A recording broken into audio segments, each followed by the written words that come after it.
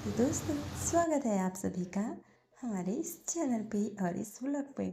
आज आप सभी देख सकते हैं कि हम क्या कर रहे हैं। तो हो रही है यहाँ पे धानों की सफाई। जो धान है उनकी सफाई हो रही है। धान मीन्स जो जिनसे चावल निकलता है, यानी कि राइस। ओके। तो धान दीपावली के साथ साथ ही थ्रेशर लग गया था, तो इस वजह से धानों की सफाई नहीं हो पाई थी, तो धानों को रख दिया गया था अंदर। तो यहाँ पे देखिए मम्मी के द्वारा धानों की सफाई की जा रही है और पंखा इसमें इतना स्लो चलता हुआ दिखाई दे रहा है। मतलब उसकी पूरी जो इसकी अ, वो पंख हैं, विंग्स, वो दिख रहे हैं देखिए। जबकि ये बहुत तेज़ी से चल रहा था, बट टाइम लैप्स में ये इस तरीके से दिख रहा है। ये मुझे काफ़ी इंटरेस्टिंग लगा। तो देखिए आप, इस तरीके से धानों की सफाई हो रही थी। सभी लगे थे, अपना अपना कार्य कर रहे थे। अंदर पापा जी भी सेट कर रहे थे उन्हें, और यहाँ पे मेरी माता श्री भी। और ये आ गई हमारी मौसी।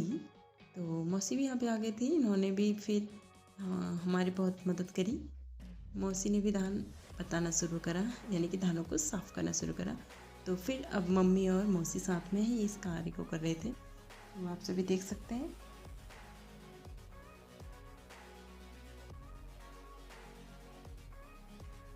तो सभी लोग अब यहाँ पर कर रहे थे धान की सफाई। तो इस बीच में अंदर से धान लेके आ रही थी और इसमें डाल रही थी सुप्पे में, यानी कि ये जो जिसमें डाल के लोग धान को नीचे फेंक रहे हैं, यानी कि और हवा से उसकी भूस उड़ रही, बहुत भूस हो गई थी दोस्तों, बहुत ज़्यादा भूसा इसमें से निकल रहा था। अब मैं वहाँ से धान ला रही थी और इन लोग को दे रही थी। मेरा काम ये था यहाँ पे। फिर थोड़ी देर में वहाँ पे अंदर भी हम जो धान भर रहे थे थैलों में, तो उन यानी कि उनको भी सेट कर रहे थे। तो अंदर भी पापा की मदद कर रहे थे। उसके बाद जो कट्टे वगैरह आगे सिले हुए थे, जिनमें धान साफ करके रख दिए थे, जो कि आगे जाके खाने के हम लोगों के काम आएंगे। तो उन कट्टों के भी हम अभी अंदर रखेंगे, पापा जी और मैं। आप सभी अभी देखेंगे। और तो इस तरीके से रहा हमारा दिन। फिर पापा जी ने बोला चलो फिर उन कट्टों को रखते हैं। तो हमने इन्हें एक पटखाट होती है, जो वुडन बेड आप कह सकते हैं, उसके ऊपर रखा। उसके ऊपर कट्टों को रख रहे थे। फिर कट्टों के ऊपर कट्टे ऐसे करके रख रहे थे। तो फिर हम धीरे धीरे सभी कट्टों को लेके जा रहे थे। वहाँ के तो कट्टे लेके चले गए थे। अब आप देख सकते हैं वहाँ पे। अब हम इस साइड से भी थोड़ी देर में कट्टे लेके जाएंगे। देखिए आपको दिख रहे हैं कट्टे ले जाते समय कितना इजी लग रहा है। पूरा 1 डेढ़ घंटा पूरा लगा होगा ये धानों को सेट करने में, पूरा सफाई में दोस्तों। फिर ये देखिए कैसे पापा जी और मैं लेके जा रहे थे कट्टों को। और यहाँ पे मम्मी और मौसी भी अपना कार्य कर रहे थे। तो जब मैं नहीं ला पा रही थी तो उस समय वो लोग ला रहे थे, और मैं पापा के साथ भी इस तरीके से धान के कट्टे ले जा रहे। देखो किसी समय तो गिर जा रहा था, तो कभी हंसी भी आ रही थी इस बीच, मतलब कि कट्टा हाथ से फिसल जा रहा था, फिसला हुआ था तो इस वजह से। तो जैसे कट्टे को चाह रही थी, फिर मैं लेके आ रही थी धान मम्मी लोग के लिए टब में, और उनके सुप्पे में डाल रही थी। ये लोग फिर उससे बता रहे थे, देखिए इस तरीके से। फिर पापा जी और मैं कट्टे लेके गए। एक साइड के कट्टे हो गए थे, अब दूसरी साइड के भी बचे थे। इधर अलग अलग कोनों में रखे थे जो हमने। फिर हम सेटिंग कर रहे थे। यहाँ पे मौसी कर रही हैं धानों की सफाई, और मम्मी लेके आ रही है अब धान, क्योंकि हम अंदर पे ही धानों को जो है सेट कर रहे थे, पापा जी और मैं। जो कट्टे हम लेके गए थे उनको, फिर हम साइड से भी कुछ कट्टे लेके गए, आप सब देख सकते हैं। फिर हम और कट्टों को लेके जाते। फिर दाऊ जी भी आ गए थे, बता रहे थे कि जो खाने के लिए धान रख देंगे, उसके बाद जो थोड़े से धान बच जाते हैं, जो हम दे देते हैं, यानी कि बेच देते हैं, तो वो उसका रेट क्या हुआ ये बता रहे थे वो। हाँ।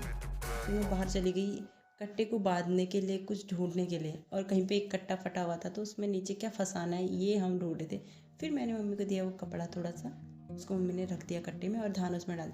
ये देखिए मैं कट्टा उठा के लेके चली गई। पापा जी से मैंने कहा आप मत लेके जाओ, बट वो माने नहीं। मैं लेके गई, तो उसके बाद वो भी लेके चले गए फिर से।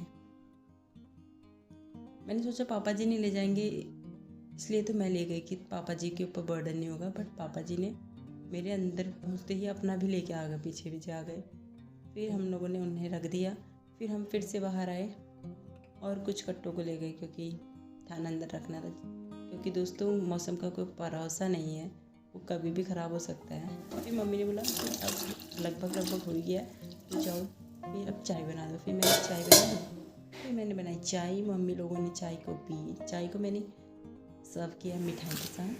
तो आप लोग ये मिठाइयाँ बताइए, दीपावली की बची हुई थी तो इसके साथ चाय को मैंने सर्व किया, है ना।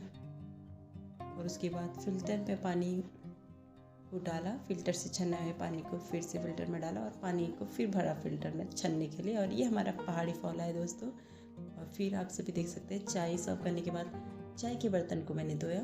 सभी ने चाय पी ली थी और चाय काफ़ी अच्छी थी, हेल्दी थी, अदरक, तुलसी और स्मेल चली थी बहुत ही, जो कि और अजवाइन वगैरह। तो चाय वगैरह बन गई थी। उसके बाद देखिए अचानक से क्या डिसीजन हुआ, मेरी छोटी बहन का फ़ोन आया। सिंक वगैरह सब साफ़ कर लिया था मैंने। मेरी छोटी बहन का फ़ोन आया और अचानक से हम कहाँ, उसका प्लान हो के मेले चलते। तो फिर हम अचानक से दोस्तों मेला में हम पहुँचे लगभग 2 बजे और हम वहाँ बुला के लेके उसके बाद 8-10 बजे अपनी दीदी को ज़बरदस्ती।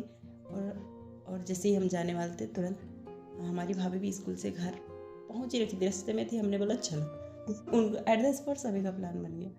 फिर हम गए बस ऐसे इंजॉय करने। हम लोगों ने कुछ सामान थोड़ा बहुत खरीदा और फिर हम सभी आ गए थे घर को। इतना सुंदर मेला था ना ये दोस्तों। ये हमारे यहाँ लगता है का। देखिए कितना प्यारा लग रहा है रोलर कोस्टर, है ना। तो अगर आप सभी भी गए हैं यहाँ तो ज़रूर बताएं। दीपावली का मेला नानामत्ता में शुरू होता है जब दीपावली के टाइम अमावस होता है, जिस दिन उस दिन से शुरू होता है और ये काफ़ी दिन तक रहता है मेला। बहुत सुंदर रहता है, यहाँ पे काफ़ी अच्छा सामान है। Thanks for